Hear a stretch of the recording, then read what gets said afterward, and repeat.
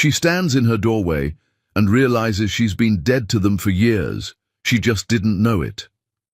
Delilah Storm's heels click against marble as she enters her home after 11 days in Dubai.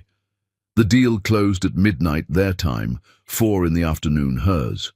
She bought the company that supplies parts to every major automotive manufacturer in North America. $300 million. Her masterpiece, her legacy. The culmination of 18 months of negotiation and 30 years of building an empire most people never knew existed. She's exhausted, but exhilarated. She left her luggage in the car because she wanted to come inside with just herself, just this victory, just this moment of sharing something extraordinary with her family. She imagined Mark opening champagne, her children asking questions about the deal, celebration, recognition. Finally, after 3 decades of hiding her light, maybe tonight they'd see her. The living room is full, too full, wrong, full. Her husband Mark sits in his usual leather chair, the one she bought him for their 20th anniversary. Lady Grande, the woman from his office, the one he swore was just a colleague, just a friend, just someone he worked with, sits in Delilah's favorite chair, the cream velvet one positioned by the window where she used to read on Sunday mornings before anyone else woke up. Lady Grande is wearing Delilah's sapphire necklace, the one Delilah inherited from her grandmother, the one she kept in a locked box in her closet. Her 3 adult children sit on the sofa like a tribunal. Emma, 28, arms crossed over her chest, face hard. Cameron, 26, smirking like this is entertaining. Jason, 23, staring at his hands with tears streaming down his face, but silent, always silent. Nobody stands, nobody greets her, nobody asks about her trip. Nobody notices she's been gone almost 2 weeks. Her son Cameron speaks first, and his voice is casual, almost bored. "Mom, your time is over. Dad is happier with her." The words hang in the air like smoke. Delilah's carry-on bag slides from her shoulder and hits the floor with a dull thud. Mark finally looks at her, and there's nothing in his eyes. No guilt, no apology, not even discomfort. Just relief. Relief that someone else said it. Relief that it's finally over. Relief that he doesn't have to pretend anymore. "Mark." Her voice sounds strange in her own ears. Small, confused, like it belongs to someone else. "Delilah, be reasonable." He's using his boardroom voice, the one he practices in the mirror before meetings, the one that sounds authoritative but says nothing of substance. "We've grown apart. You're never here. You're always working, always traveling, always gone. Lady and I have something real, something you and I haven't had in years. The kids support us. It's time to face reality." Lady Grande leans forward. She's 32, beautiful, confident, wearing a dress that costs more than most people make in a month. A dress Delilah probably paid for without knowing it. "You've had a good run, honey, but look at yourself. You're exhausted, you're never home. You missed every holiday last year. Mark needs someone who puts him first, someone who's actually present." Emma nods sharply. "It's true, Mom. You chose work over family, always. Every recital, every graduation, every important moment, you were somewhere else, closing deals, making money, building your career. You were never there when it mattered." Delilah looks at her daughter, this daughter she carried for 9 months, this daughter whose graduate school she paid for, this daughter whose apartment in Manhattan cost $3,200 a month. "I was closing deals that paid for your apartment, Emma, your graduate school, your wedding that cost more than most people make in 5 years. Cameron laughs. Actually laughs. "Dad paid for all that. Dad built our life. What did you do besides complain about being tired and miss everything important?" "Did he?" Delilah's voice is strange now, distant, like it's coming from underwater. "Did he really?" Mark stands, brushing invisible lint from his expensive slacks. Slacks she bought him. "I think you should leave, Delilah. This is my house. I'm asking you to go quietly. Don't make this harder than it needs to be. We can handle the divorce through lawyers. Be reasonable. Take what's fair and move on." "Your house." Delilah repeats the words slowly, tasting them, testing them. "Your house. I bought this house 25 years ago. I've maintained it. I've paid every bill. It's mine, Delilah. Let's not pretend otherwise. Something shifts in Delilah's chest, something cold and clear and final. Then she does something no one expects. She laughs. One short, cold sound that makes everyone flinch. It doesn't sound like her. It sounds like someone dangerous. She walks past them toward the master bedroom. Lady Grande calls after her, emboldened by the audience. That's right. Crawl away like you should have done years ago. Some women know when they're beat. Guess you finally figured it out. In the bedroom, Delilah opens the safe in her closet. The one Mark doesn't know about, because he's never been curious enough to wonder where she keeps her important documents. He's never been curious about anything that doesn't directly serve him. She pulls out a burner phone, one of 3 she keeps for emergencies, for moments when regular channels might be compromised. She makes a single call. Robert, execute everything, tonight. The voice on the other end is warm, concerned, familiar. 23 years of partnership in that voice. Are you sure? Once we start this, there's no going back. Del, are you absolutely certain? I'm sure. They made their choice. Now, I make mine. I'll have everything frozen within the hour. I'm sorry it came to this. Don't be sorry. Be thorough. She hangs up, opens her closet, pulls out one suitcase. She packs methodically, documents, laptop, her grandmother's ring, the photos of her children from before they became strangers, photos from when they were small and still looked at her with love instead of judgment. She leaves her wedding ring on the bathroom counter. 26 years summarized in a circle of white gold that never meant what she thought it meant. As she rolls the suitcase past the living room, Lady Grande is sprawled in Delilah's chair, like she owns it, Mark's arm around her shoulders. Her children are on their phones, already forgetting she exists, already moving on to whatever comes next. She stops at the door. They all look up, surprised she's still here. Enjoy the house, Delilah says. Her voice is calm, almost pleasant, which somehow makes it more terrifying.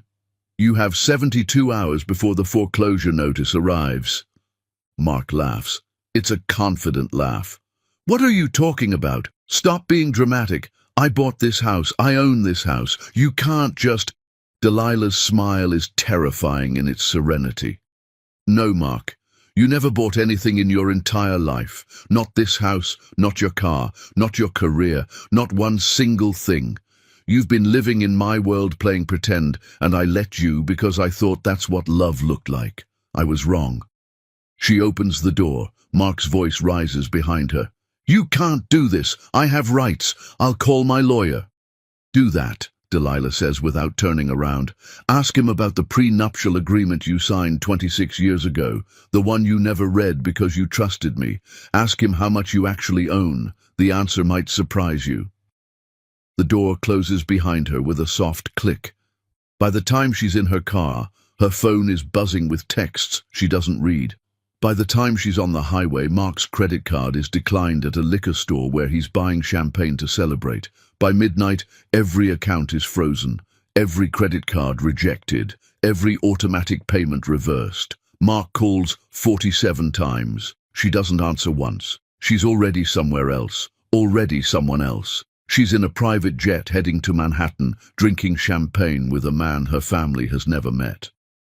Robert Chamberlain is 63, silver-haired, powerful, wearing casual clothes that cost more than Mark spent on suits in a year. He's been in love with her for 23 years, waited 23 years, built an empire alongside her for 23 years, and never once asked her to be smaller. Are you okay? He asks, watching her face carefully. Delilah looks out the window at the clouds below, golden in the sunset. Ask me in 72 hours. They're going to hate you for this. They already did, Robert. They just pretended better before, or maybe I just wanted to believe they didn't. What changed? Why now? You could have left years ago. I've been asking you to leave for years. Delilah turns to him, and her eyes are clear. Clearer than they've been in decades. I looked at my son's face when he told me my time was over. He believed it. They all believed I was nothing, just the woman who complained about being tired, just the absent mother, just the wife who wasn't fun anymore. and I realized I'd spent 26 years making myself nothing so they could feel like everything. I taught them I was nothing, and they learned the lesson too well. You were never nothing to me. She squeezes his hand. I know. That's why I finally said yes. I'm going to make you happy, Del. I promise you that. You already do, just by seeing me, just by knowing who I actually am. Below them, in a house that will be foreclosed on in 71 hours, Mark discovers his credit cards don't work. He tells himself it's a computer error, a glitch, something technical that will resolve itself by morning. He opens a bottle of champagne with money he doesn't have and toasts a future that's already over. By morning, he'll know better. By morning, his whole world will have ended, and Delilah Storm, the woman they dismissed, the wife they betrayed, the mother they abandoned, will be just beginning. Chapter 2. The Mathematics of Nothing. Mark wakes up to an eviction notice taped to the front door, and even then he still doesn't understand what's happening. The paper flutters in the morning breeze, official and merciless. Mark tears it down, certain it's a mistake, some administrative error, maybe even a prank. Delilah being petty because her feelings are hurt. He crumples it and calls his lawyer at 7 in the morning. Mark, Jesus, I've been trying to reach you since midnight. We need to talk, immediately. About what? This ridiculous eviction notice someone taped to my door?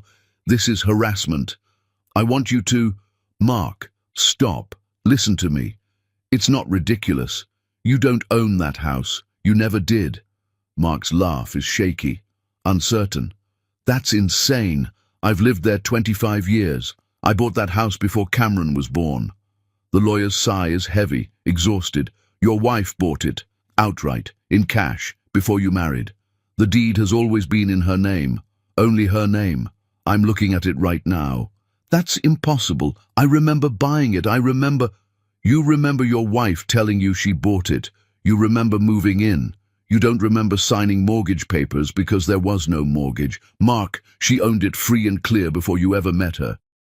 Mark's hand shakes. Fine. I'll buy another house. I'll move my accounts. I'll liquidate some investments. What accounts, Mark? What investments? The silence is thick and suffocating. What accounts? The lawyer repeats, and now his voice is gentle, pitying. Mark tries his bank app with shaking fingers. Access denied. He tries another. Frozen. Another. Account closed. This is illegal. She can't just... I have rights. This is theft. It's not theft. You signed a prenuptial agreement. I have it here. I'm reading it now. Mark, this is ironclad. You waived rights to any assets she brought to the marriage or acquired during it. Every account was in her name, every investment, every property. Your salary was paid by Storm Logistics International. So, I'm a senior executive at... No, you were never an employee. You were an independent contractor paid through your wife's company. That contract terminated yesterday at 5 p.m. I called your office. They confirmed you're no longer affiliated with the company in any capacity. Mark's phone explodes with calls. Cameron, then Emma, then Jason. All three calling simultaneously, all three panicking. He ignores them and calls his office directly, hands shaking so badly he can barely hold the phone. The receptionist's voice is apologetic, uncomfortable. I'm sorry, sir. I have you listed as no longer associated with the company. Your access badge has been deactivated. Your company email has been closed. Your parking spot has been reassigned. This is Mark Wahlberg. I've been with this company for 15 years. I'm a senior executive. You can't just... Sir, our records show you were never directly employed by us. You were an independent contractor through Storm Logistics International. That relationship terminated yesterday. I'm very sorry, but I can't help you. Mark hangs up and calls Delilah. The number is disconnected. He tries her office. A voice he doesn't recognize answers, professional and cold. Storm Logistics International, how may I direct your call? I need to speak with Delilah Storm. Immediately. This is her husband. I'm sorry, sir. Mrs. Chamberlain is unavailable and not taking calls. Mrs. who? Mrs. Chamberlain. Is there something else I can help you with? He hangs up, hands trembling. Lady Grande appears in the doorway wearing one of his shirts and nothing else, looking annoyed. Baby, my credit card isn't working. I tried to order breakfast and it was declined. Mine either. She stares at him like he's stupid. Well, use the backup card. They're all frozen. All of them. How is that even possible? I don't know. His voice is too loud, too panicked. She checks her phone, scrolling through it with increasing alarm. Mark, there's an eviction notice on the front door. I saw it when I got coffee. What's going on? I don't know. Well, what are you going to do about it? He looks at her, really looks at her for the first time. This woman he threw away his marriage for, this woman he thought was his future. She's not looking at him with love or concern or partnership. She's calculating, assessing, wondering if she made a mistake, wondering if she bet on the wrong horse, wondering how fast she can get out. His phone buzzes continuously. Cameron. Dad, what's happening? My trust fund is completely empty. The bank says it was transferred out yesterday. Emma. The apartment is being foreclosed. I have 48 hours to vacate. What did you do? Jason. Dad, my graduate school funding is gone. They're saying Mum pulled all the payments. I can't afford next semester. What's going on? Mark tries to call Delilah 50 more times. Every call goes to the same disconnected number. He leaves voicemails that will never be heard. He sends texts that will never be read. By noon, he's at his bank demanding answers, demanding to speak to a manager, demanding justice. The manager looks deeply uncomfortable. He's a young man, mid-30s, clearly wishing he was anywhere else. Mr. Wahlberg, I understand you're upset, but these accounts were never yours. They were corporate accounts you had authorized access to. That access has been revoked by the account holder. By who? By my wife, who's having some kind of breakdown. By the account holder, Delilah Storm. And sir, I need to inform you that she's no longer your wife. Divorce papers were filed and finalized 3 days ago. That's impossible. You can't finalize a divorce in 3 days. The manager slides papers across the desk with obvious reluctance. You can when both parties agree there are no contested assets and there's a prenuptial agreement as comprehensive as this one. According to these documents, you waived your right to contest. You waived your right to any assets. You agreed to expedited proceedings in the event of dissolution. The divorce is final, legally binding, already recorded with the state. Mark reads the papers. His signature is at the bottom, 26 years old, barely legible, next to Delilah's neat, controlled handwriting. He doesn't remember signing this. Delilah handed him papers the week before their wedding, told him it was standard, told him it protected them both, and he signed without reading because he loved her and trusted her and never imagined she was the one with everything to protect. By evening, he's in a motel, the cheapest one he could find that accepted the one credit card that hasn't been declined yet, a gas station card with a $200 limit. The room smells like bleach and cigarettes and failure. Lady Grande sits on the bed staring at her phone, not speaking, not looking at him. We'll figure this out, Mark says, trying to sound confident. I'll get a lawyer, a better lawyer. I'll fight this. She can't just take everything. Lady Grande doesn't look up from her phone. I'm going to stay with my sister. What? This isn't what I signed up for, Mark. You said you were successful. You said you had money. You said you built a life. You said, I thought I did. I thought I had. How was I supposed to know she owned everything? She stands, grabs her purse, starts throwing clothes into a bag. You left your wife for me. You threw away your marriage. And you didn't even know what you owned. You didn't even check. What kind of man does that? You said you loved me. She pauses at the door, looks at him with something between pity and contempt. I loved what you told me you were, but you're not that. You're nothing, Mark, and I don't date nothing. The door closes behind her. Mark sits alone in a motel room that costs $49 a night. His phone buzzes with messages from his children, all of them variations of the same panic. Everything is gone. How is this possible? What did Mom do? Why didn't you tell us? Why didn't you protect us? How could you let this happen? He doesn't answer. He has no answers. His entire life was built on a foundation he never looked at closely enough to see was made of sand. And Delilah, quiet, submissive, invisible Delilah who never complained, who never demanded, who just worked and worked and worked, pulled every grain away and watched him sink. The last text comes from a number he doesn't recognize, but he knows it's her. The house will be auctioned Tuesday. Everything inside will be sold to cover liens you didn't know existed. I suggest you collect your personal items before then. You have 48 hours. Don't call me again. DS. Mark throws his phone across the room. It hits the wall and cracks but doesn't shatter, which somehow makes everything worse. Even his phone is sturdier than his life. 26 years, 3 children, a home, a career, a future, a legacy. Gone in 24 hours because he never bothered to ask who was actually building it. And somewhere in Manhattan, in a penthouse he never knew existed, his ex-wife is drinking wine with a man who actually sees her, and she's not thinking about Mark Wahlberg at all. She's finally, completely, entirely free. Chapter 3. The Woman Who Never Existed. Emma breaks into her mother's private office and discovers 27 years of truth written in journals no one was supposed to read. The building is downtown, 15 stories of glass and steel that reflects the morning sun like a diamond.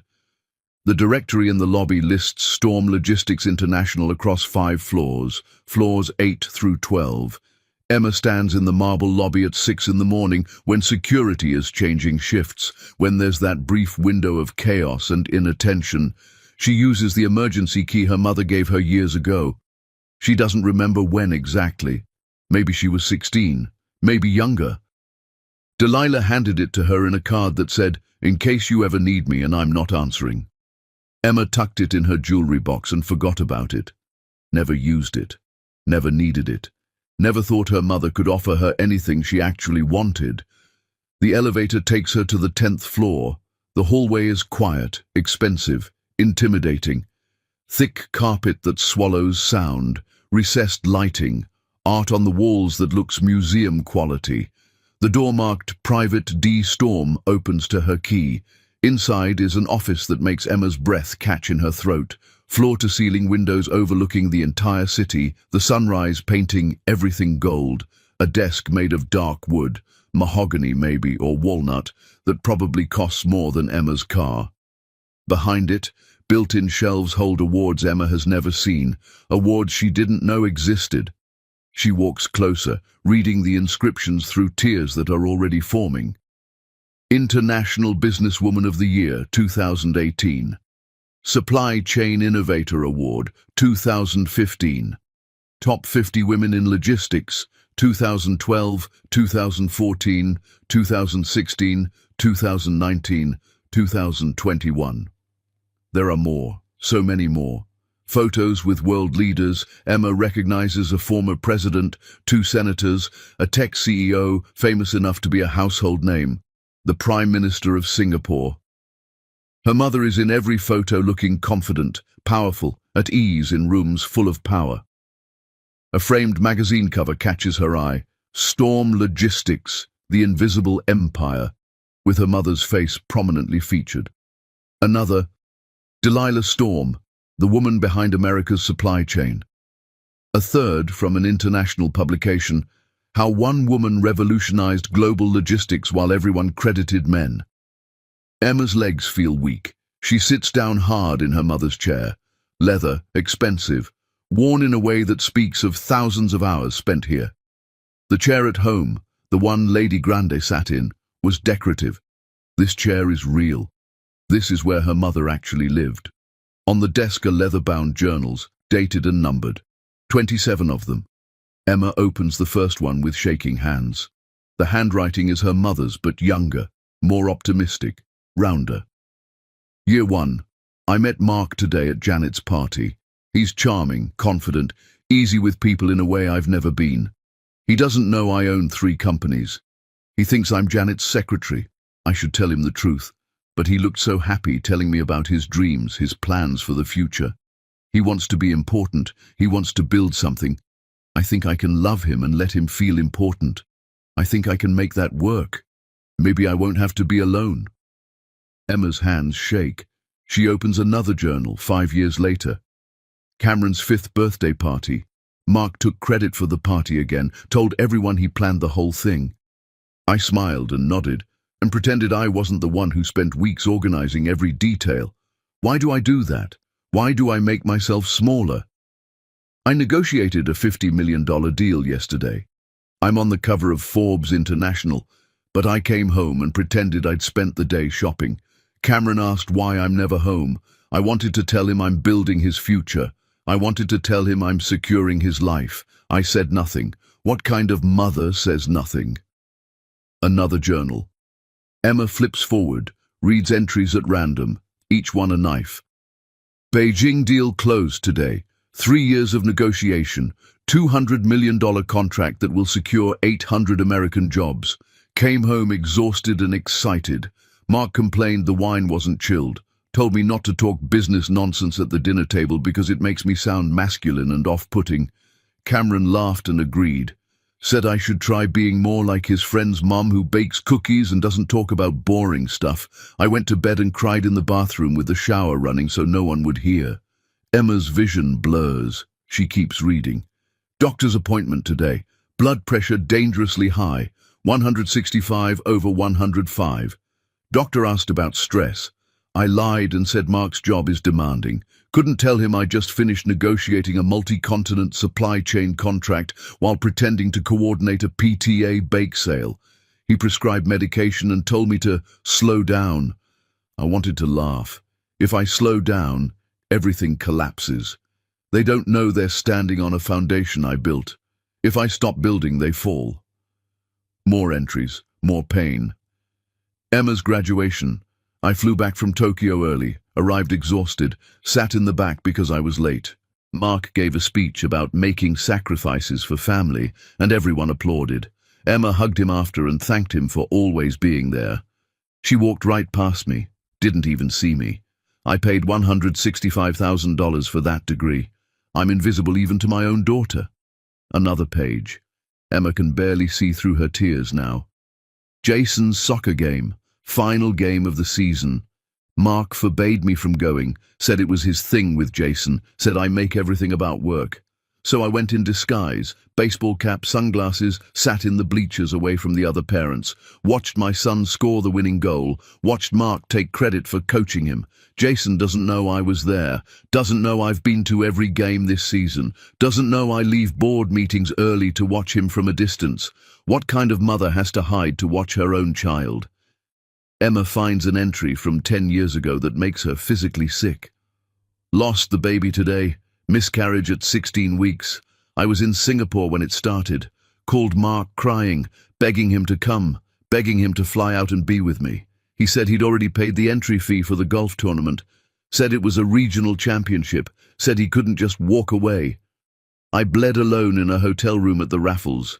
The hotel doctor was kind. Gave me pills for the pain. I flew home 2 days later and Mark asked if I had a good trip. A good trip? I said yes, I'm so tired. My body is so tired. What kind of marriage is this? What kind of life?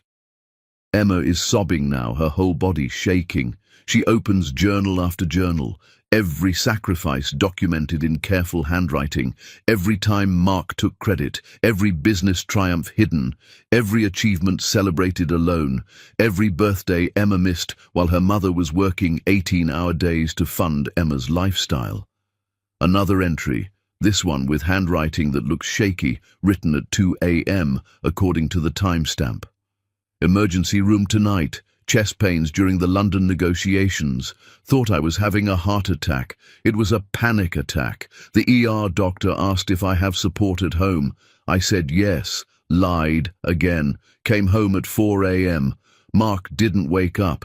Didn't ask where I'd been. In the morning he complained I looked tired and it was aging me.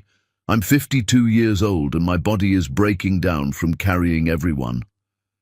One entry stops her cold. Makes her want to vomit.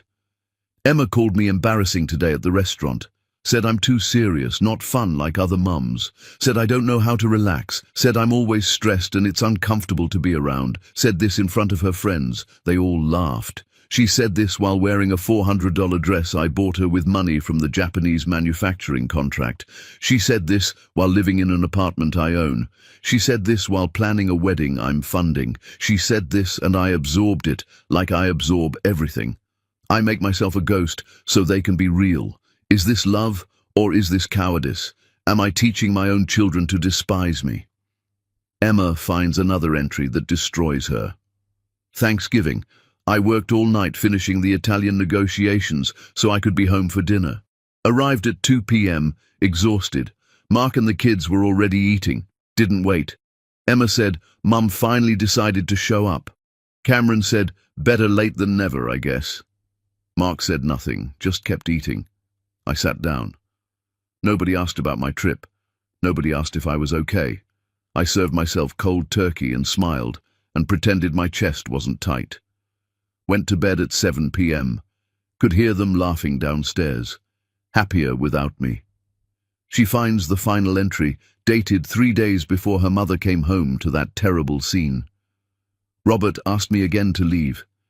23 years he's waited. 23 years he's loved me while I honored vows to a man who honored nothing. My children are adults now. They don't need me. They never really did. They need my money, which isn't the same thing. They need what I provide, not who I am. Robert said something today that broke me. We were at dinner, and I was talking about Cameron's gambling debts I'd paid off again, and Robert said, "You're not a wife to him, you're a bank, and you're not a mother to them. You're an ATM they resent for not dispensing enough." He's right. God help me, he's right. I've given everything and gotten nothing, not even their curiosity about where the money comes from. They think Mark provides. They think I'm just here. I'm done being just here. This time, I choose myself. This time, I choose someone who sees me. This time, I choose life. Emma's phone rings. It's Cameron. She doesn't answer, can't answer. She keeps reading, keeps destroying herself with truth. There's a file labeled Family Expenses, Complete Records, 26 years. Emma opens it with shaking hands. Inside are spreadsheets that document everything, every single expense, every payment, every sacrifice quantified in cold numbers. The house, $2.4 million, paid in cash by Delilah 3 months before the wedding. Cameron's college, $280,000. His gambling debts, $127,000 the first time, $168,000 the second time, $105,000 the third time. Emma's apartment, $3,200 monthly rent for 6 years. $230,400 total. Her graduate school, $165,000. Her wedding, $175,000. Jason's undergraduate, $240,000. His graduate school, $90,000 annually, 3 years so far. Mark's salary from Storm Logistics, $300,000 yearly for a position that required him to attend occasional meetings, play golf with clients, and show up at events where he pretended to be important. Every penny documented, every lie exposed, every truth Emma never wanted to know laid bare in neat columns and careful calculations. She finds more in the drawer, medical records, her mother's medical records that she shouldn't have but kept here, away from home. Prescriptions for blood pressure medication starting 15 years ago. Anxiety medication starting 10 years ago. Notes from doctors recommending stress reduction, lifestyle changes, therapy. Her mother's blood pressure history, rising steadily year after year.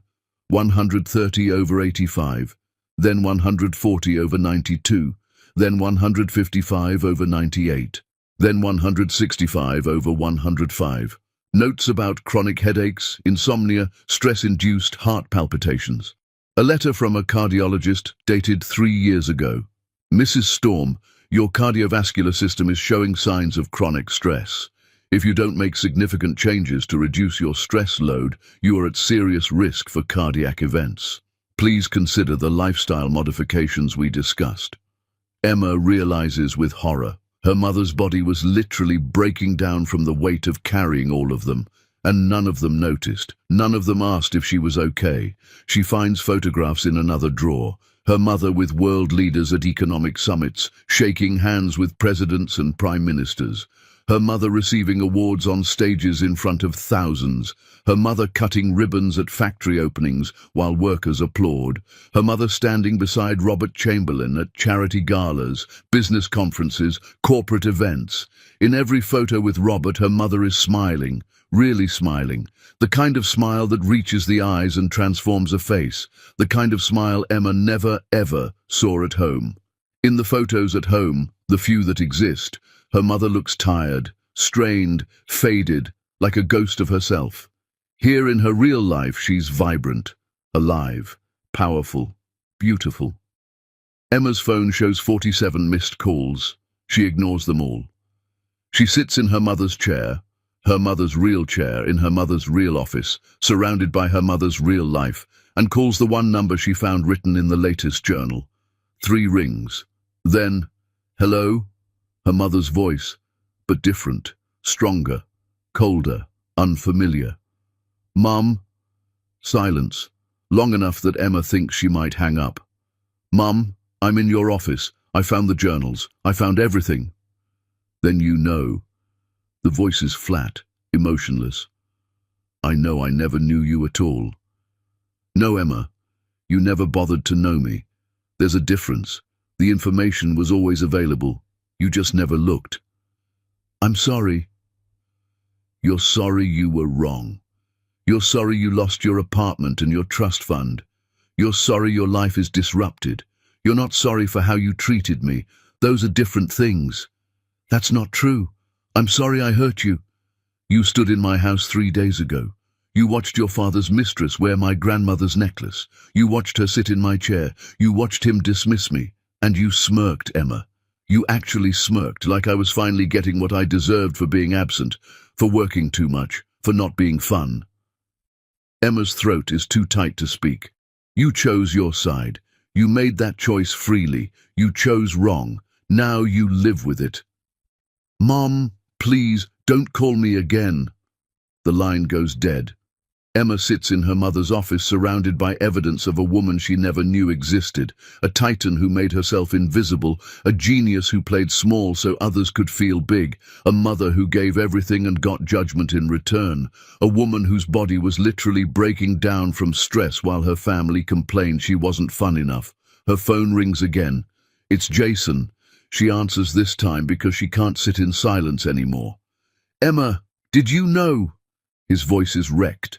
Destroyed. Did you know Mom paid off Cameron's gambling debts 3 times? Did you know she came to every one of my soccer games in disguise because Dad forbade her from wasting time on my hobby? Did you know she funded every single thing in our lives? How do you know all that? I broke into Dad's storage unit, found old bank statements he kept, found records. Mum funded everything. Everything. The house, the cars, our education, our lives, everything. And we treated her like she was the problem. We treated her like she was defective for not being around more. We never once asked why she worked so hard. We just judged her for it. Emma looks out the window at the city her mother conquered while pretending to be nothing. Jason, I found her medical records. Her blood pressure was so high she was at risk for a heart attack. She had panic attacks. She was literally killing herself to fund our lives, and we called her embarrassing. The silence on the line is deafening. We destroyed her, Jason. We stood there and let Dad humiliate her, and we destroyed her. I know. And she's never going to forgive us. Can you blame her? Emma thinks about the journals.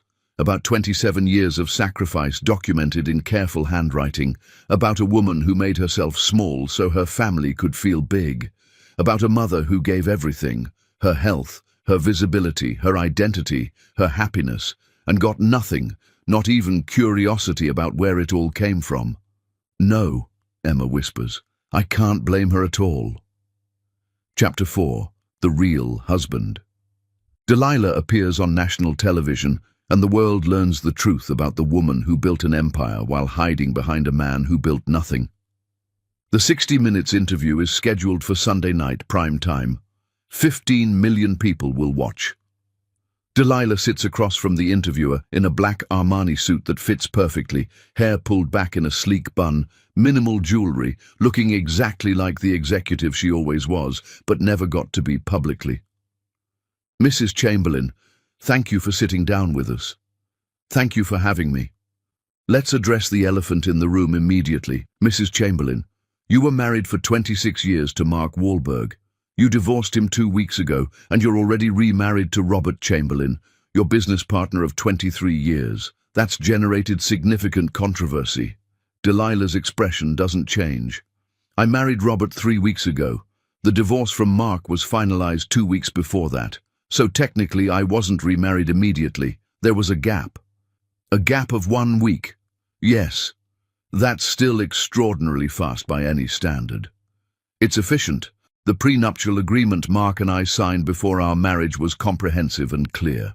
There were no assets to divide because Mark never owned any assets. The divorce was uncontested. When both parties agree and there's nothing to negotiate, the process can be quite quick." The interviewer leans forward, sensing something bigger. "You're one of the richest self-made women in America. Storm Logistics International is valued at $4.2 billion. You personally own 80% of the company, but until 2 weeks ago, almost no one knew your name. Most people had never heard of you. Why?" "That was intentional. Why would someone as successful as you want to be invisible?" Delilah pauses, choosing her words carefully. "Because I married a man with a fragile ego. He needed to feel important, needed to feel successful, needed to feel like he was providing. I thought making myself small would make him feel big. I thought that's what love looked like. I was wrong. Making myself small just made me invisible. And invisibility, I learned, is indistinguishable from non-existence." "Tell us about Storm Logistics. How did you build it?" "I started the company 30 years ago with $10,000 I saved working 3 jobs during and after college. I saw an inefficiency in the supply chain for automotive parts. Suppliers were dealing directly with manufacturers, no intermediary, lots of waste. I fixed it, started small. 1 supplier, 1 manufacturer. Built trust, expanded. Today we supply 40% of North America's automotive industry. We also have exclusive contracts with every major retailer for their logistics needs. We're behind 15 corporate successes over the past 2 decades that the business press attributed to various executives, including my ex-husband. Mark Wahlberg believed he was a successful executive. Mark Wahlberg was an independent contractor paid by my company. I gave him the title of senior consultant and paid him $300,000 yearly to attend occasional meetings and play golf with clients. He believed he earned that position through merit. He didn't." The interviewer's eyebrows rise. "You paid him to pretend to be important. I paid him to feel important. I thought that's what wives did. Supported their husbands' egos, built them up, made them feel successful. I was wrong about that too. Your children also believed their father was the provider, the successful one." Delilah's mask cracks slightly, just for a moment. Pain flashes across her face before she controls it. "My children are adults. They made their choices based on the information they had, or rather, based on the information they never bothered to seek. They lived in comfort and never questioned its source. That tells you something about them, about me, about what I taught them by hiding. They sided with their father during the separation. They sided with the person they thought had power. They were wrong about who that was. But I taught them to be wrong by spending 26 years pretending I was nothing. That must have hurt deeply. It clarified things. I spent 26 years sacrificing for people who didn't value the sacrifice. When they had to choose between comfortable lies and uncomfortable truth, they chose lies. That told me everything I needed to know about the relationship I'd built with them." A commercial break. When they return, Robert Chamberlain is sitting beside Delilah. He wasn't scheduled to appear, but he insisted. The production team scrambled. The chemistry between them is obvious, undeniable. The interviewer looks surprised, but pleased. "Mr. Chamberlain, thank you for joining us. This wasn't planned. I couldn't let her do this alone." Robert takes Delilah's hand, naturally, easily. I've been letting her do things alone for 23 years, not anymore. Tell us about your relationship. When did it begin? I met Delilah 23 years ago. My company wanted to acquire a smaller logistics firm she owned. She was 38, brilliant, and she demolished us in negotiations, completely destroyed us. I'd never met anyone that sharp, that quick, that strategic. We became partners instead of competitors, and I fell in love with her that same day. But she was married. She was, and she took her vows seriously, even to a man who didn't deserve her and didn't honor his own vows. I waited, told her I'd wait forever if that's what it took. Delilah squeezes his hand. Robert saw me, the real me, not the version I performed for Mark. He celebrated my success instead of feeling threatened by it. He challenged me intellectually instead of requiring me to pretend to know less. He loved me for who I actually am, not for what I could provide. When did your relationship become romantic? 3 weeks ago, Delilah says. The day my divorce was final. Robert proposed that evening. We married the next day.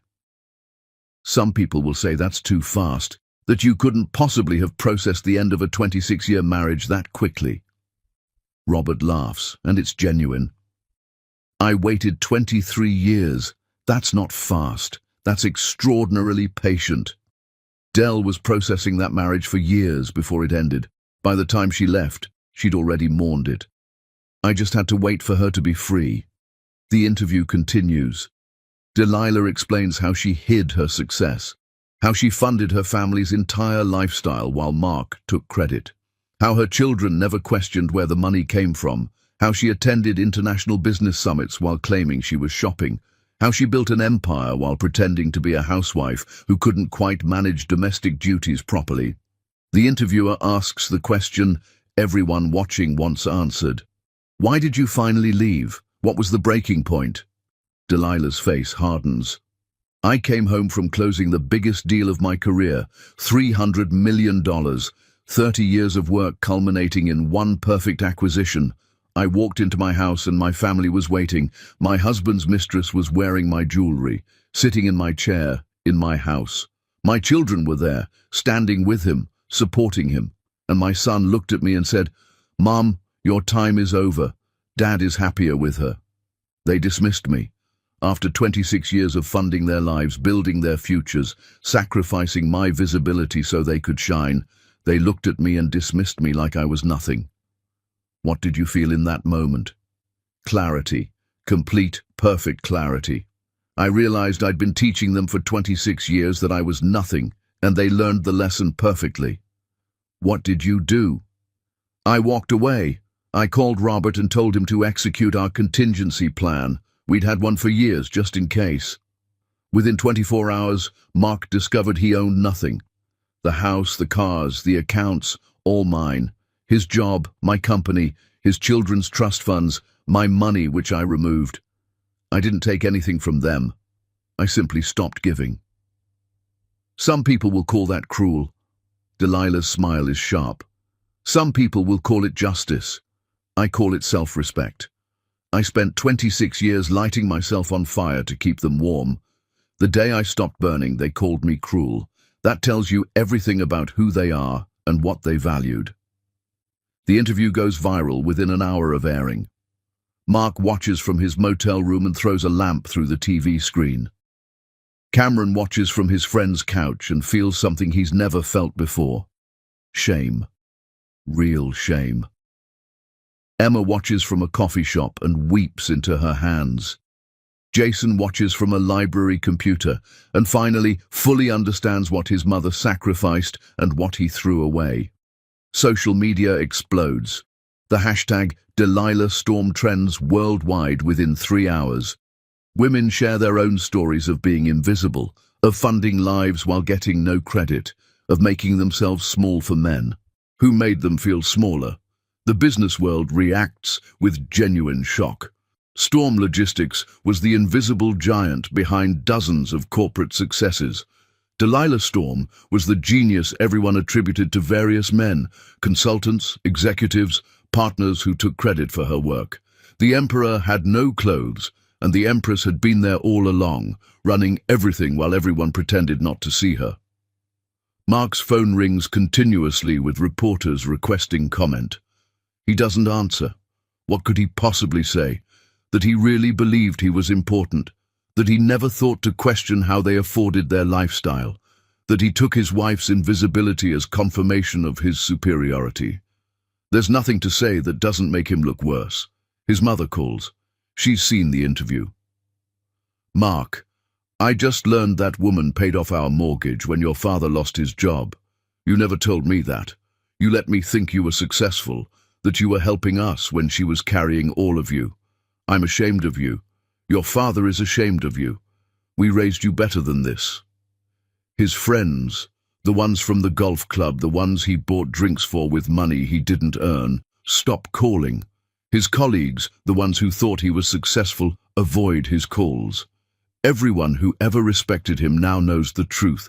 He was nothing, pretending to be something, funded entirely by a woman he treated like nothing. And somewhere in Manhattan, in a penthouse with floor-to-ceiling windows, Delilah Storm watches the social media response with Robert beside her. She's not celebrating.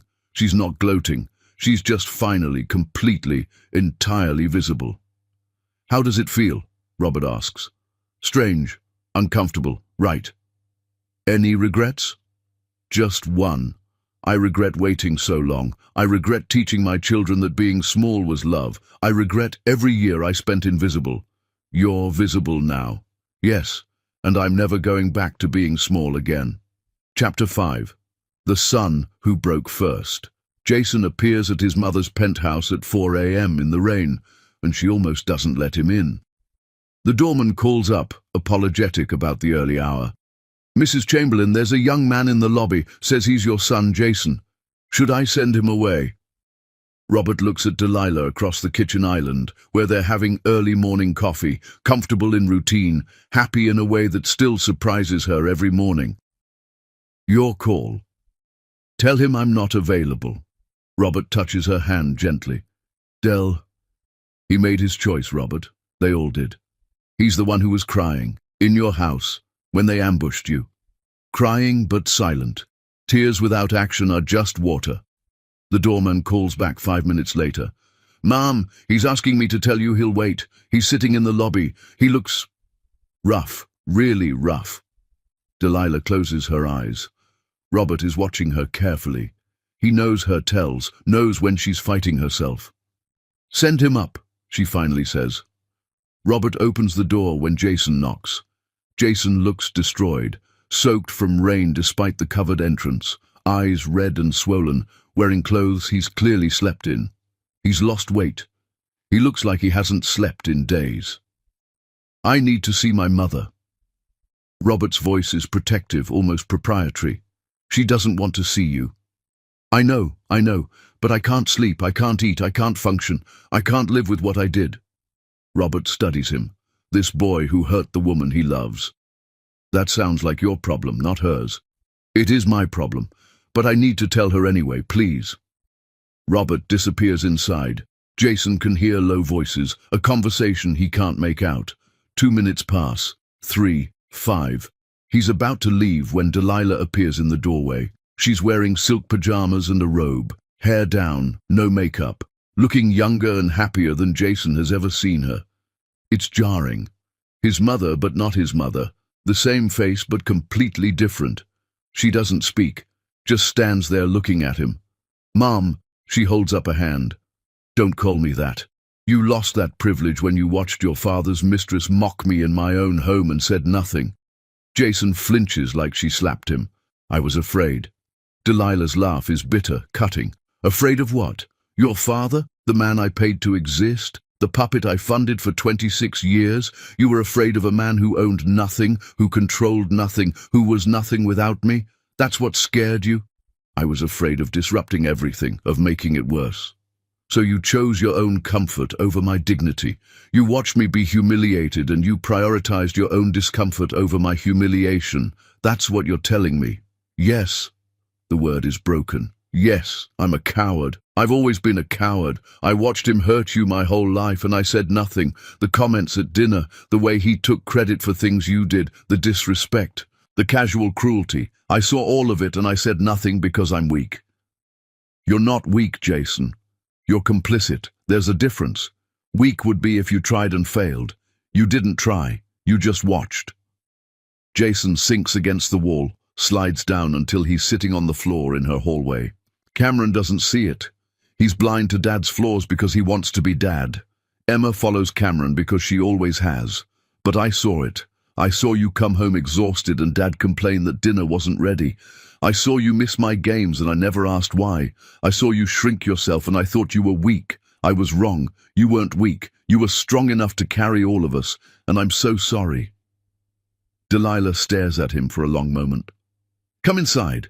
You're making a scene and my neighbors are elderly. It's not forgiveness, but it's not rejection either. Inside, the penthouse is stunning. Jason has never seen anything like it. Floor-to-ceiling windows showing the city waking up. Art that probably costs more than the house he grew up in. Furniture that looks like museum pieces. This is his mother's real life, the life she had while pretending to be someone smaller. Robert brings coffee without being asked. Jason sits on a white sofa that looks too expensive to sit on. Delilah sits across from him in an armchair, creating distance, maintaining boundaries. Why are you here, Jason? I read your journals. Emma found them and I read them. All of them. You broke into my office. Yes. Invaded my privacy. Yes. Read my most intimate thoughts without permission. Yes. And I learned that I never knew you at all. I learned that every assumption I made about you was wrong.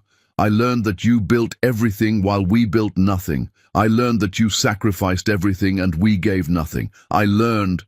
His voice breaks. I learned about Singapore, about the baby you lost alone. I called Dad and asked him about it. He didn't remember. He didn't even remember you were pregnant. Delilah's face goes still. He was at a golf tournament.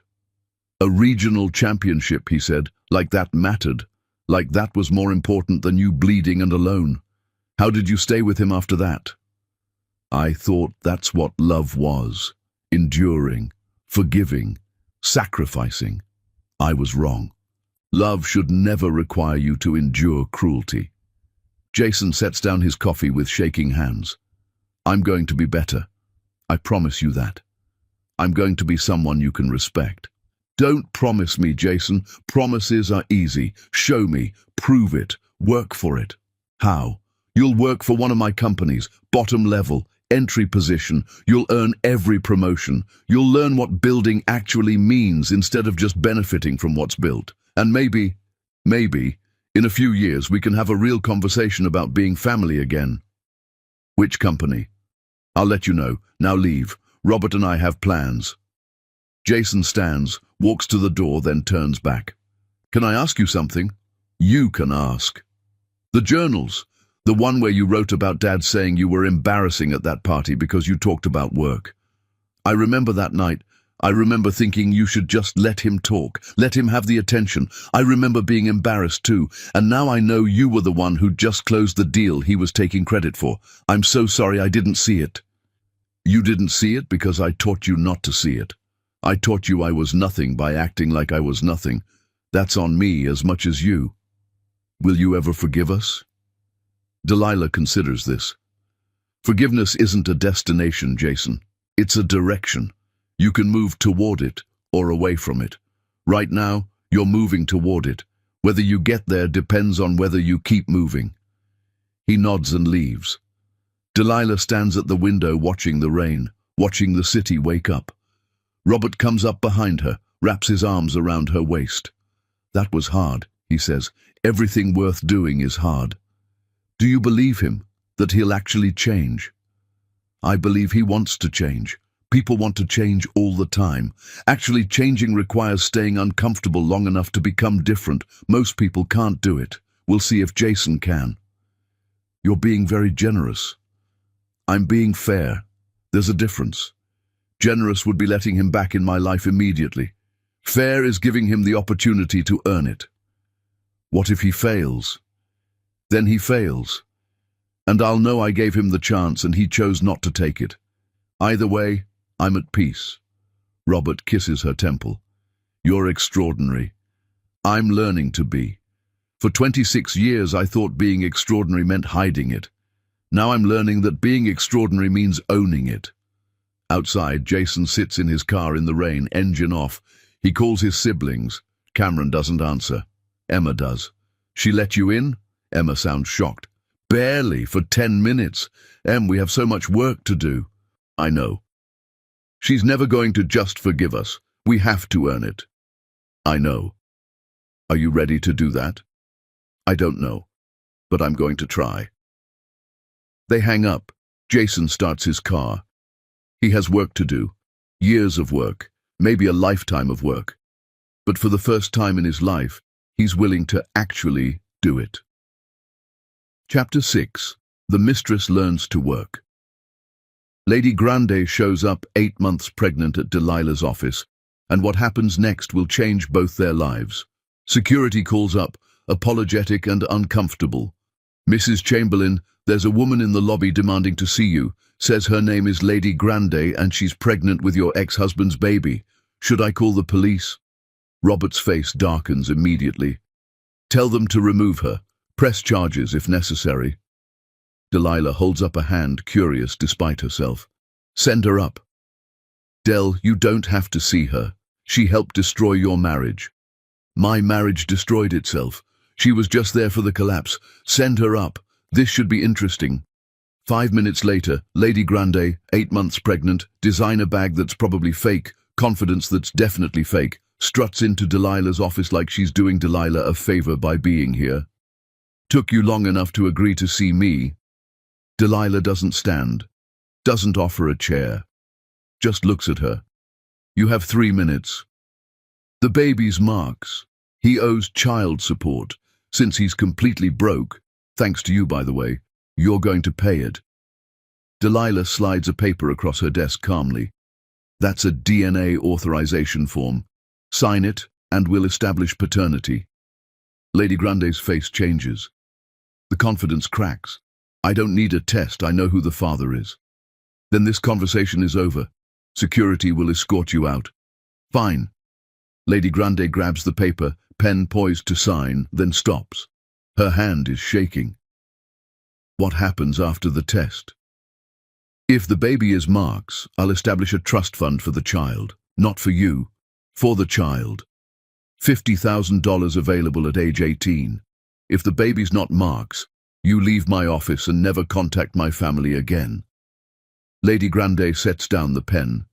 Her whole body sags. It's not his. I know.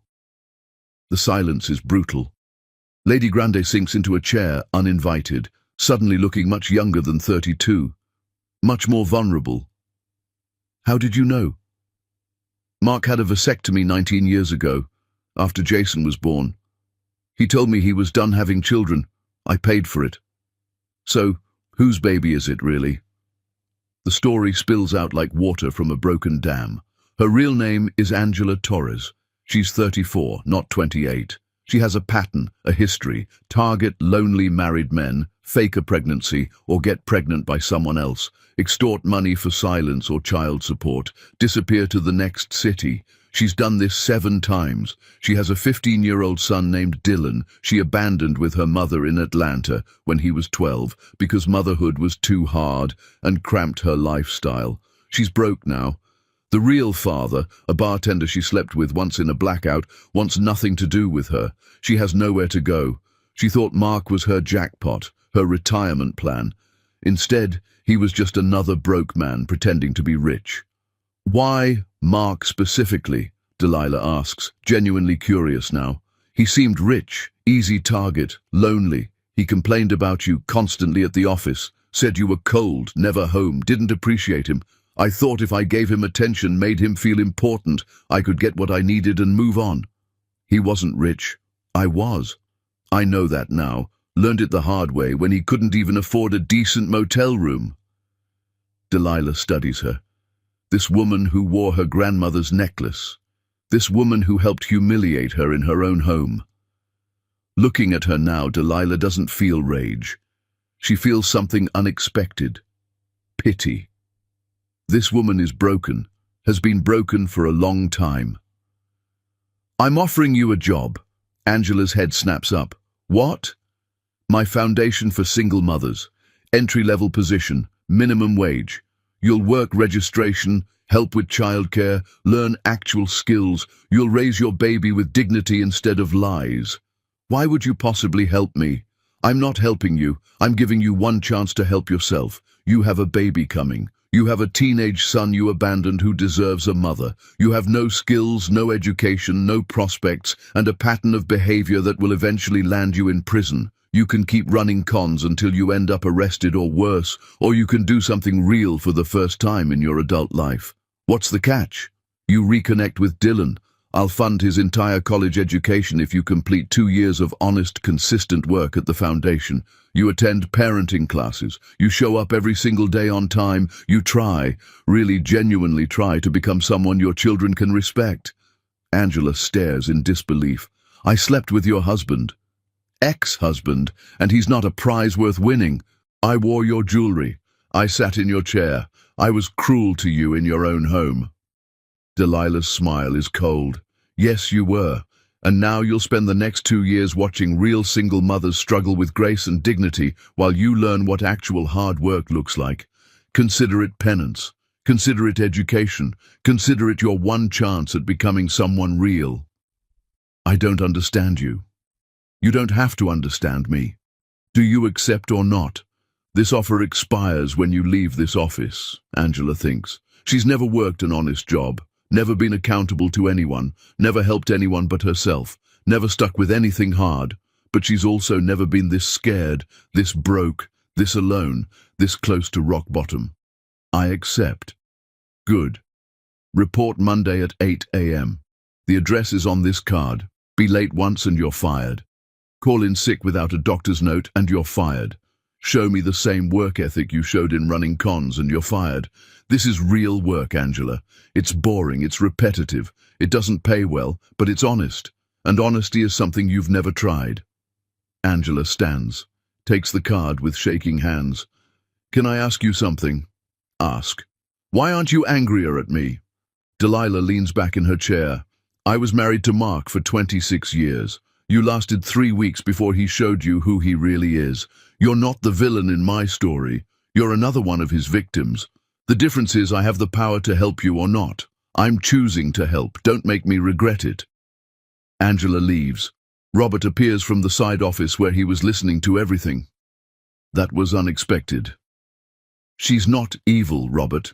She's broken. There's a difference. She still hurt you. She hurt the version of me that could be hurt. That woman died when I walked out of that house. This version of me gets to choose mercy when people least expect it. Just mercy. Mercy with accountability. She'll work for every bit of help she gets. And maybe she'll become someone better. Or maybe she'll fail spectacularly. Either way, I gave her the chance. What she does with it is her choice. Angela starts Monday. The first week is absolute hell. She's never been on time to anything in her life, never answered to anyone, never cared about anyone but herself. The other women at the foundation, real single mothers juggling minimum wage jobs and babies and bills, look at her with obvious suspicion and distrust. By the second week, her feet hurt constantly. Her back aches. She's exhausted. The work is boring, repetitive, endless. She wants to quit every single day. But then Delilah arranges a phone call with Dylan. He's 15 now, being raised by Angela's mother in Atlanta. Angry, hurt, abandoned. Why did you leave me? His voice cracks. He's trying to sound tough, but he's still just a kid. Angela has no good answer. She tries honesty for maybe the first time in years. I was selfish. I was running from everything hard. I made terrible choices. I'm trying to make better ones now. Why should I believe you? You've said that before. I know, but this time someone is making me prove it. Someone is holding me accountable, and I think I need that. Who? Someone who had every reason to destroy me and chose to help me instead. Someone who's stronger than I'll ever be. Are you using her? The question cuts because Angela has asked herself the same thing. I don't know. Maybe at first. But now I think I'm actually trying. Really trying. Call me next week, Dylan says. If you're still trying then, maybe I'll believe you. It's not forgiveness. But it's not complete rejection either.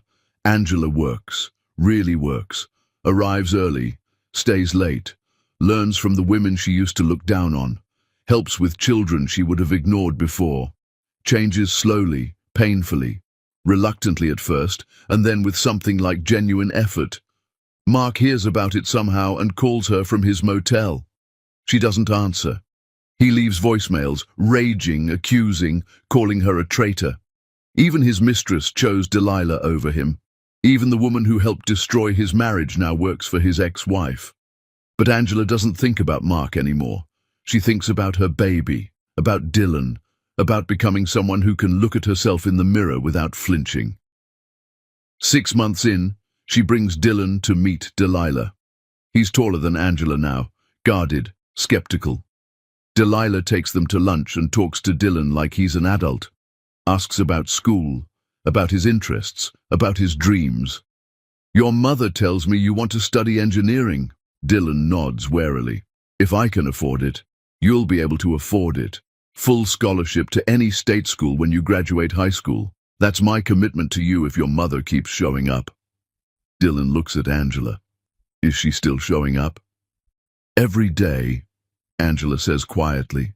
I haven't missed one day in 6 months. Something shifts in Dylan's face, not forgiveness, but maybe the beginning of belief. Delilah watches them leave together, Angela carrying her infant daughter, Dylan walking beside them protectively. Robert joins her at the window. Think she'll make it? I think she's trying. That's more than I expected. You changed her life. No, I gave her the tools. She's the one doing the work. There's a difference. And in that difference, Delilah has given Angela something she never had before, the chance to become someone real. Chapter 7. The Public Execution.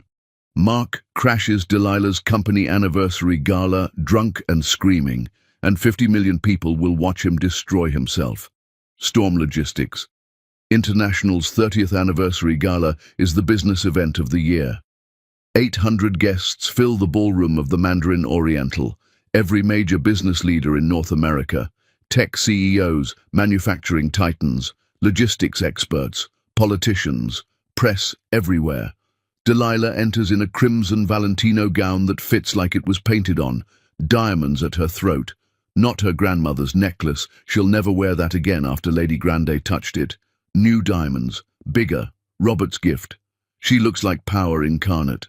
Like money and success and everything she always was but never got to show. Robert is beside her in a Tom Ford tuxedo, silver hair perfect, watching her like she's the only person in the room. They're magnetic together, equal partners, real love, the kind that's obvious to everyone watching, the kind that makes people look away because it feels too intimate to witness. The ballroom erupts in applause when she enters. Standing ovation. 800 of the most powerful people in American business rising to their feet for a woman most of them didn't know existed a year ago. She gives a speech about building things that last, about integrity, about the importance of being visible even when it's uncomfortable. For 3 decades I hid my light because I thought that's what good wives did. I was wrong. Hiding your light doesn't make others shine brighter, it just makes the world darker. The applause is thunderous. Mark watches from a bar 6 blocks away. He's been drinking since noon, watching the live stream on his phone propped against a napkin holder, watching his ex-wife be celebrated while he's forgotten. The bartender recognizes him from the viral videos, doesn't say anything, just keeps pouring. I built that company, Mark tells no one in particular. 30 years, I built it. She just handled the paperwork. Another customer glances at him, recognizes him, quickly looks away. Mark sees it, sees the recognition and the dismissal. It happens everywhere now. People recognize him and immediately look away like he's contagious. He drains his whiskey, orders another, watches Delilah shine on his phone screen, watches Robert Chamberlain kiss her hand, watches them dance, watches them be happy, Something breaks inside him. He leaves money he can't afford to spend and walks 6 blocks. The hotel security is busy with arriving guests. He slips past, makes it to the ballroom. The doors are closed but not locked. He opens them and walks in. 800 people turn to stare. "You bitch!" His voice echoes across the sudden silence. "You destroyed my life. You destroyed everything." Delilah doesn't move, doesn't flinch, just sets down her champagne glass and turns to face him calmly. Mark staggers toward her, drunk and furious and desperate. "I gave you everything, 26 years. I supported you. I built our life. I made you. You were nothing before me." Security is moving toward him, but Delilah holds up one hand. They stop. She walks toward Mark slowly, every eye in the room on her.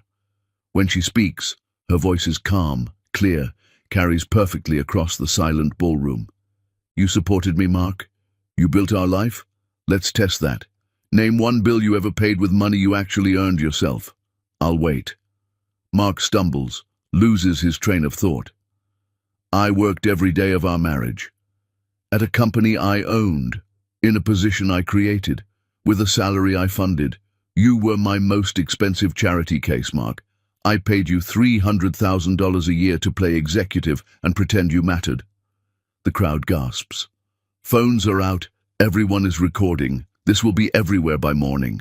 Mark's face turns red. "I was a good husband. I loved you. You were a parasite. You took credit for my work, spent my money and complained I was never home while I was building the empire that paid for your golf memberships and your mistress's fake designer bags. I loved you." Delilah's laugh is cruel, cutting. "You loved the lifestyle I provided. You didn't love me. You never even saw me. To love someone, you have to see them first. I was invisible to you except as a source of funding." Mark lunges at her. Security grabs him immediately, professionally, but Delilah isn't done. "You want to know what you gave me in 26 years, Mark? 3 children I loved despite your influence, a masterclass in what never to accept again, and the clarity to understand that setting myself on fire to keep you warm wasn't love, it was self-destruction. So thank you. Thank you for showing me exactly who you are. It made leaving you the easiest decision I ever made." Mark is dragged toward the exit, screaming incoherently. Delilah turns back to the crowd like nothing happened. "I apologize for the interruption. Some people struggle to accept that their relevance was always borrowed. Let's continue celebrating what we built through actual work." She raises her glass. "To building things that last, to being visible, to never apologizing for being powerful." The crowd erupts. Robert approaches and kisses her in front of 800 people and every camera. The moment is captured from 20 different angles. Will be on social media in minutes. By midnight, the video has 5 million views. By morning, 50 million. Mark being dragged out while Delilah stands in a crimson gown, unbothered, devastating, powerful. The comments are merciless. He really thought he was important. The delusion is incredible. She's a queen. He's pathetic. This is what happens when men take credit for women's work. Mark watches the video from his motel room, over and over, watching himself be humiliated globally, watching himself become a meme, watching the world choose her. His phone rings, his mother. "Mark, I watched what you did. How could you embarrass yourself like that? How could you embarrass our family?" "She ruined me, Mum. She took everything. She funded everything. I just learned from the foundation. She donated $200,000 to rebuild our church after the fire. In your father's name. You never told us that. You let us think you were successful when she was carrying you your entire adult life. I'm ashamed of you. Your father won't even talk about you. We raised you better than this." She hangs up. Mark's friends stop calling. His brothers stop answering. Everyone who ever respected him now knows the truth. He was nothing, pretending to be something, funded entirely by a woman he treated like nothing. Emma watches the video from the back of the ballroom where she snuck in to see her mother from a distance.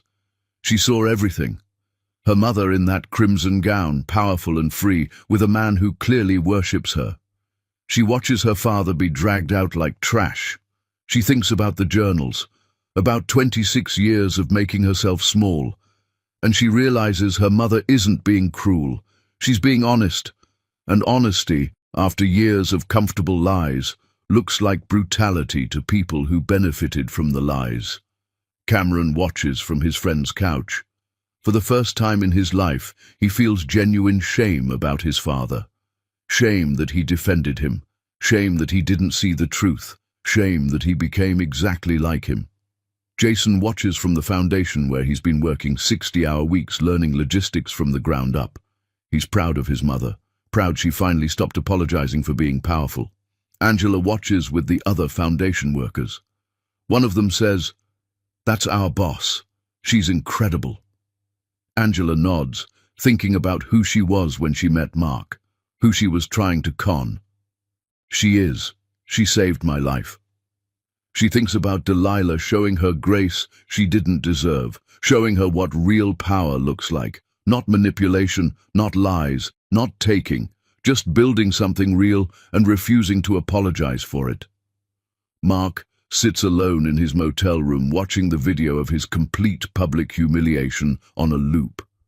And Delilah is in her penthouse drinking champagne, laughing with Robert, planning their vacation to Italy, not thinking about Mark Wahlberg at all. She won. Completely, publicly, permanently, and she's never, ever looking back. Chapter 8.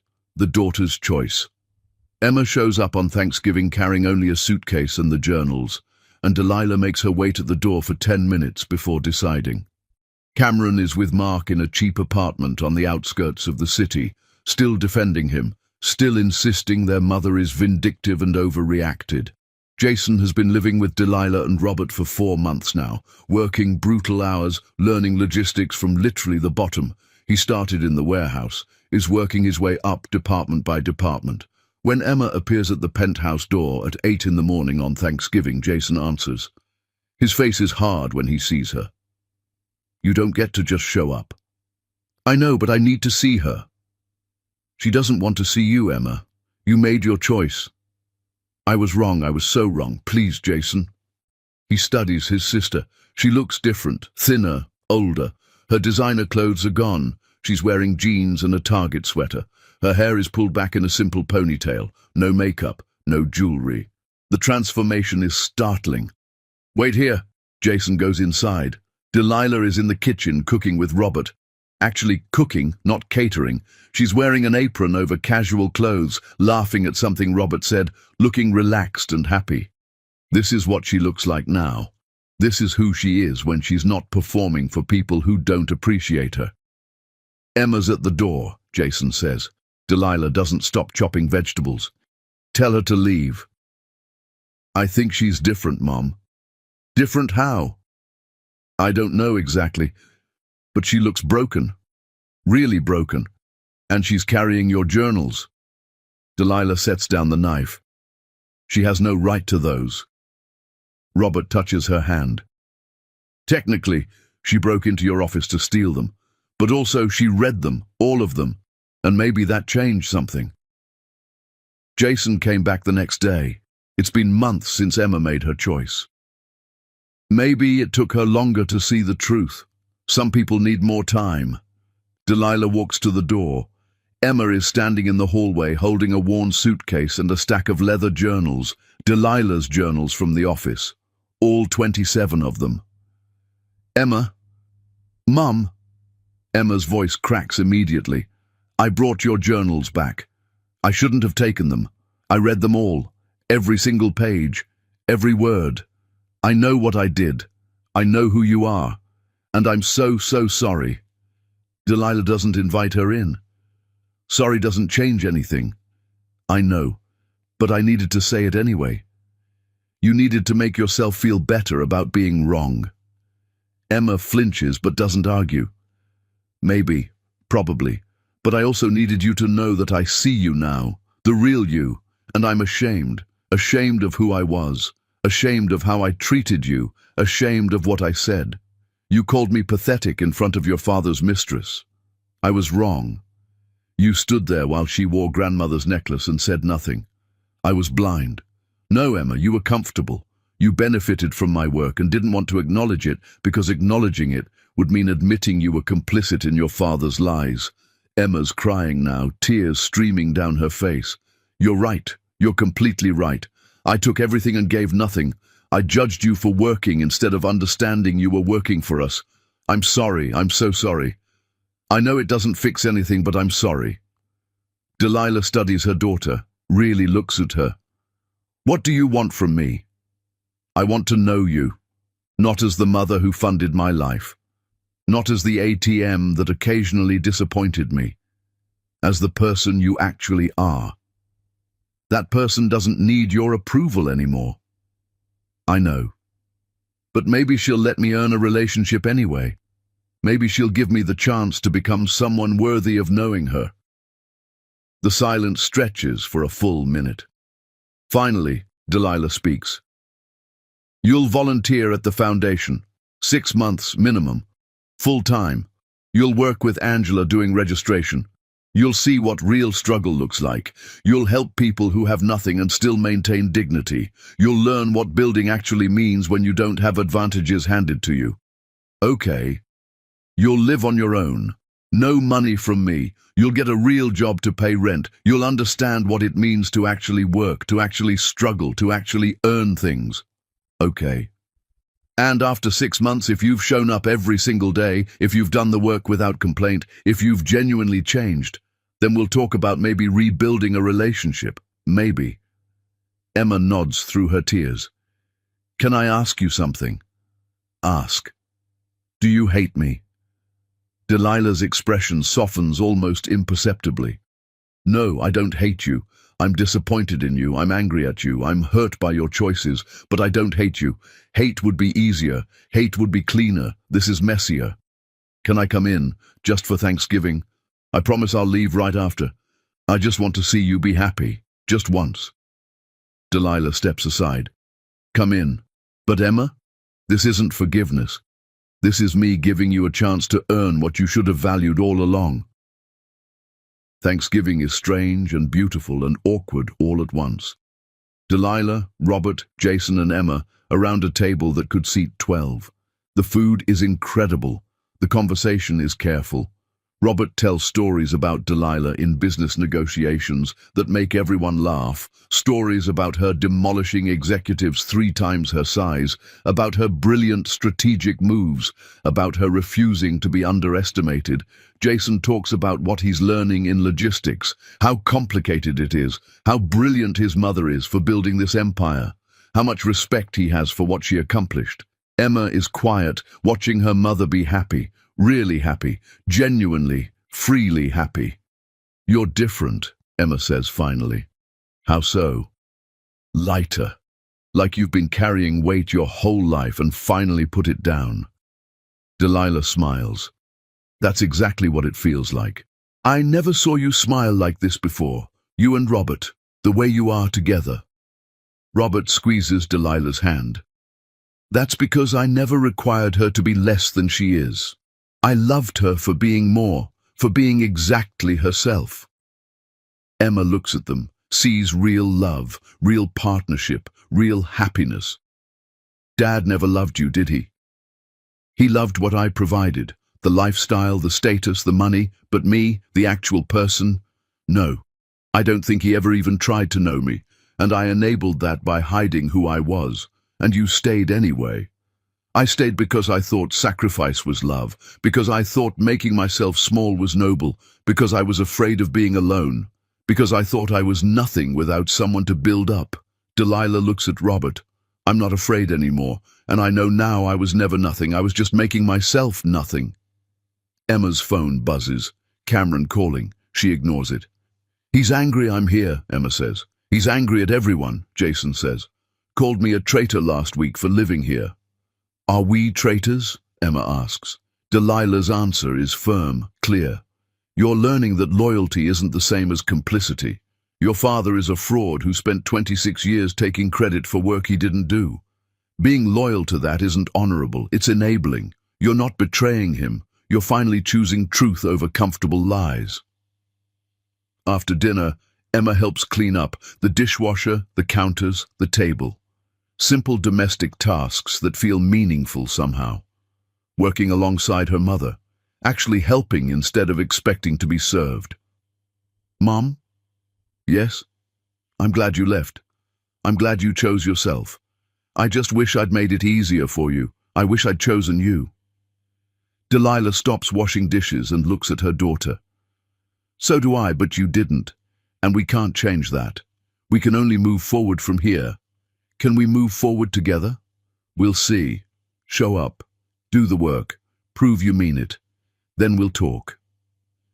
Emma nods. She leaves that evening with a hug from Jason and a polite goodbye from her mother. It's not warm, but it's not complete rejection either. It's possibility. It's potential. It's a door left slightly open. Robert and Delilah stand at the window watching her get into her beat-up car. Think she'll follow through? Robert asks. I think she wants to. Whether she will, that depends on how uncomfortable she's willing to be while changing. You're giving them all chances. I'm giving them opportunities to earn their way back. That's different from giving chances. Chances are free. These require real work, real change, real sustained effort.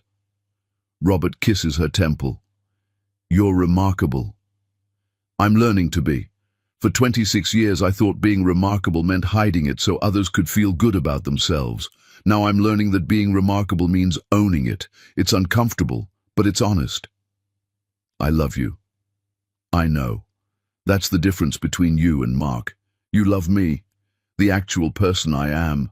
He loved what I could do for him, what I could provide, what I could be to serve his ego.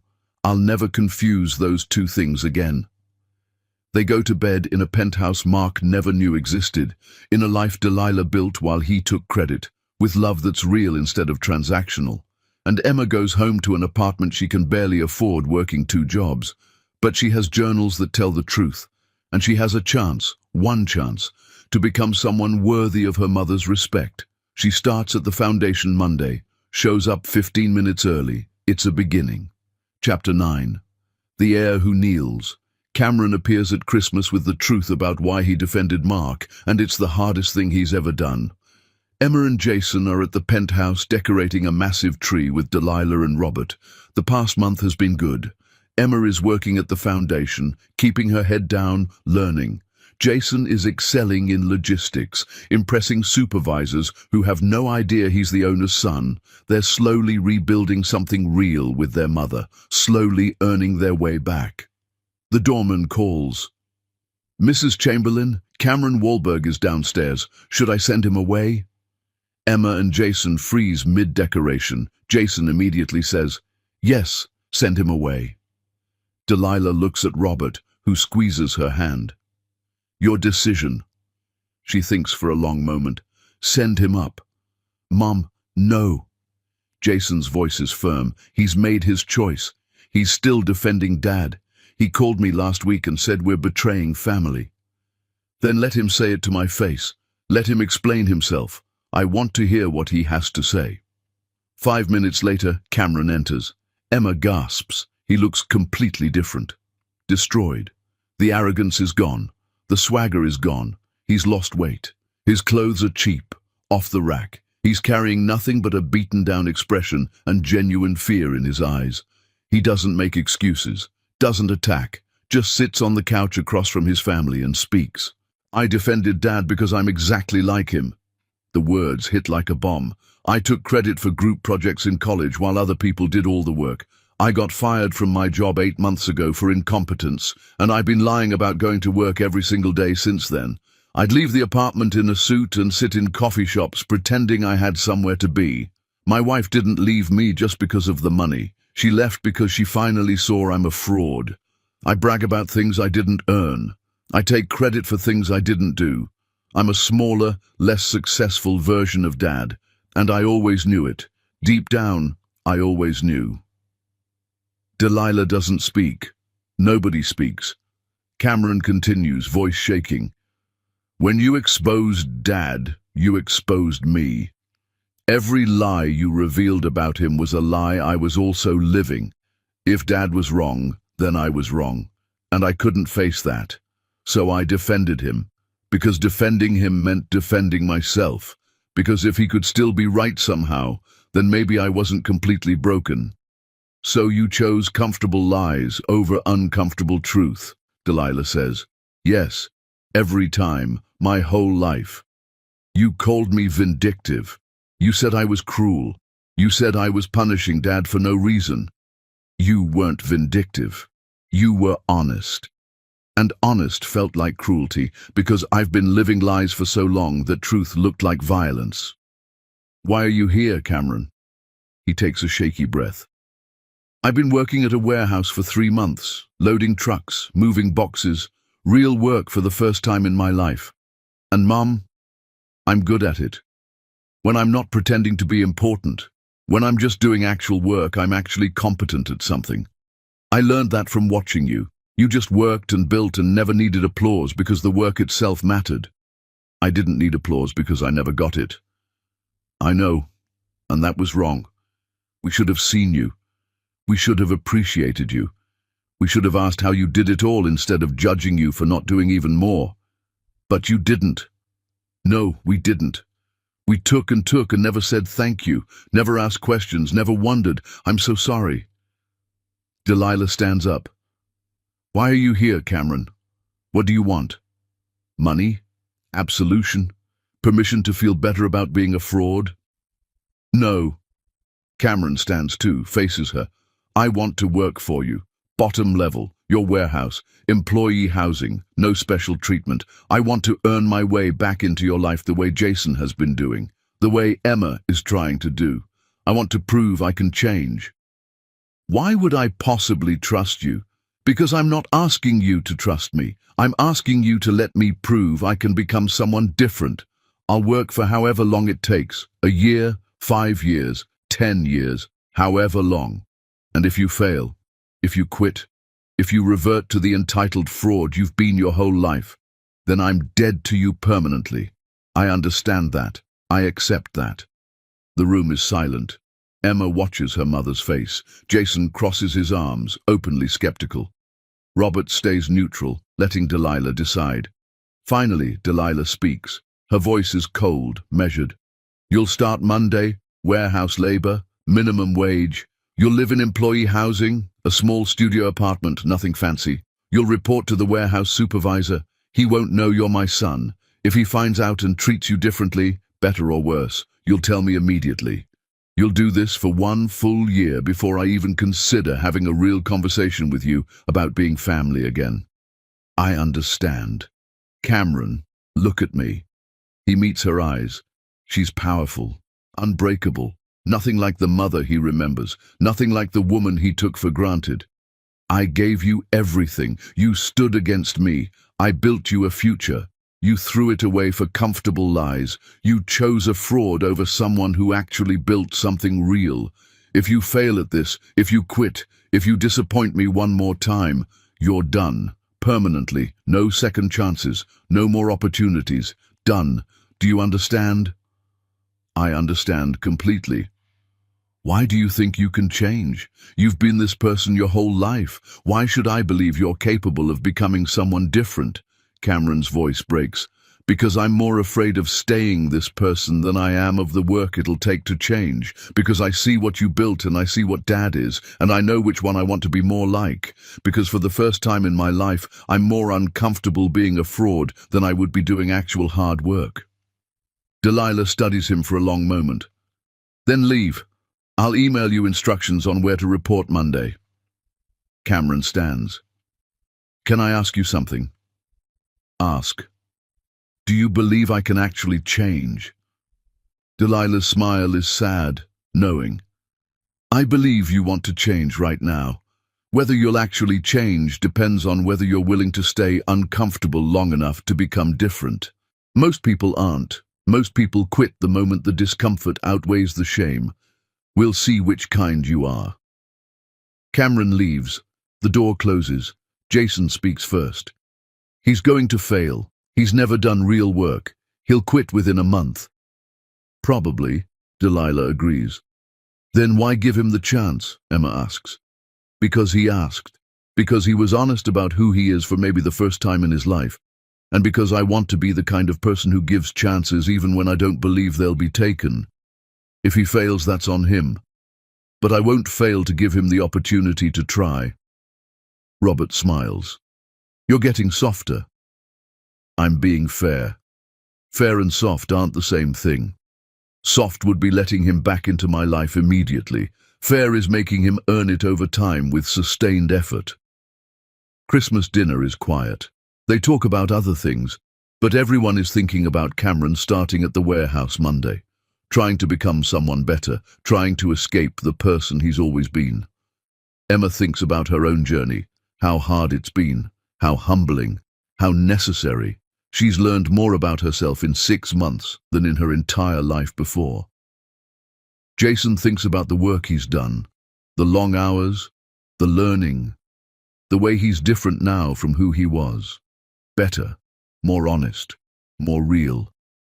Delilah thinks about her children, all 3 of them trying, in their own ways, at their own pace, to become people worthy of her respect. It's more than Mark ever tried to do, more than Mark was capable of doing, and that, she realizes, is real progress. Chapter 10. The silent storm clears. 5 years later, everything has changed, in ways none of them could have imagined. The stage is enormous, the lights are blinding, and the crowd is thousands strong. Delilah Storm walks out in a silver Givenchy gown, her hair completely grey now and stunning, perfectly styled, 61 years old and more powerful than she's ever been. The award is Businesswoman of the Decade. The applause is deafening, sustained, genuine. Robert sits in the front row beside Jason, Emma, and Cameron. Jason is 28 now, Director of Legal Affairs for Storm Logistics. Emma is 33, Executive Director of the Storm Foundation, which has expanded to help 10,000 single mothers annually across 15 states. Cameron is 31, Operations Manager for the Northeast Warehouse Division, a position he earned through 5 years of genuine hard work. Delilah speaks, and her voice is strong, clear, confident. She commands the room effortlessly. 27 years ago, I made a choice to become invisible so someone I loved could feel important. I convinced myself that sacrifice was love, that making myself small made others bigger. I was wrong. Real love doesn't require one person to disappear so another can exist. She gestures to Robert, who's watching her with undisguised pride and love. Real love celebrates both people. Real love sees you and loves what it sees. Real love is what I have now with a man who waited 23 years for me to be free. The crowd applauds. Delilah continues.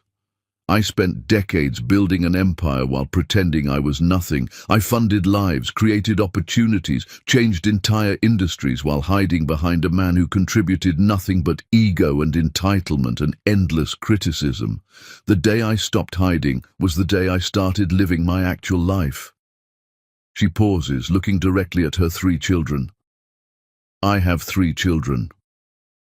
For years they believed comfortable lies because I was too afraid to tell uncomfortable truths. When I finally stopped lying, they chose the lie over me. That broke me, but it also freed me, because I learned that relationships built on lies aren't relationships at all. They're transactions, and I'm done with transactions.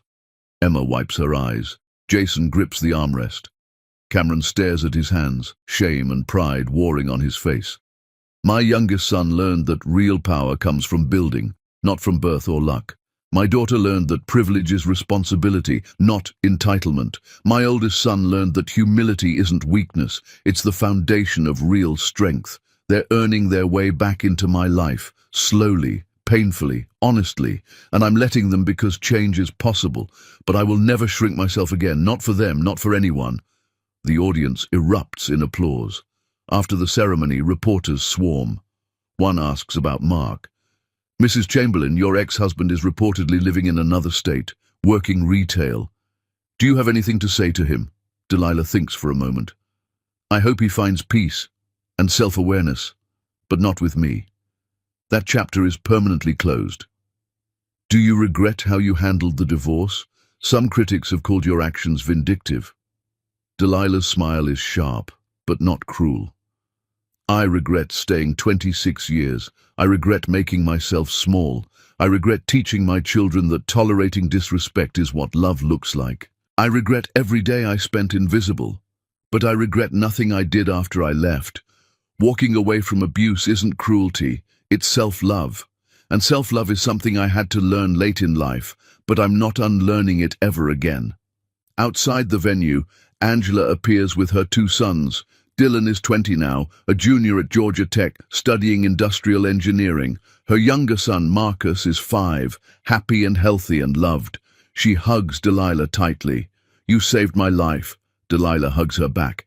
"I gave you a chance. You saved yourself by doing the work." Dylan shakes Delilah's hand. "Thank you for believing in my mom when nobody else did, including me.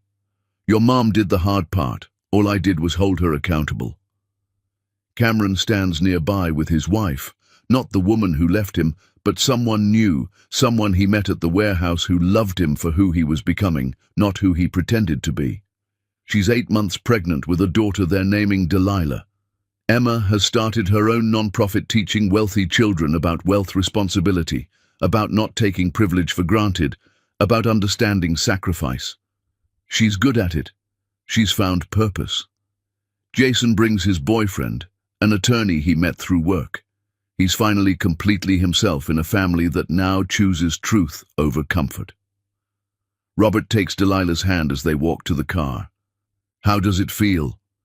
Delilah looks back at her children. All of them changed, all of them better, all of them finally real instead of performative. "Like I can finally breathe, like I'm finally me." "Any regrets?" "Just one. I regret not doing it sooner. I regret every year I spent pretending, but I can't change the past. I can only live honestly now." In the car, she looks out at the city she conquered quietly for 3 decades before finally claiming credit. No longer invisible, no longer silent, no longer small. The woman who walked away in silence became the storm that changed everything, and somewhere in another state, in a small apartment he can barely afford, Mark Wahlberg occasionally sees news about his ex-wife. Awards, expansions, successes. He tells himself she got lucky. He tells himself he built the foundation she's capitalizing on. He tells himself comfortable lies because the truth is unbearable. But the truth exists whether he accepts it or not. He was always nothing, pretending to be something, funded entirely by a woman who chose to be small so he could feel big. And Delilah Storm, the woman he dismissed, the wife he betrayed, the genius he never saw, is living her best life without him, finally visible, finally powerful, finally completely, gloriously free. The end.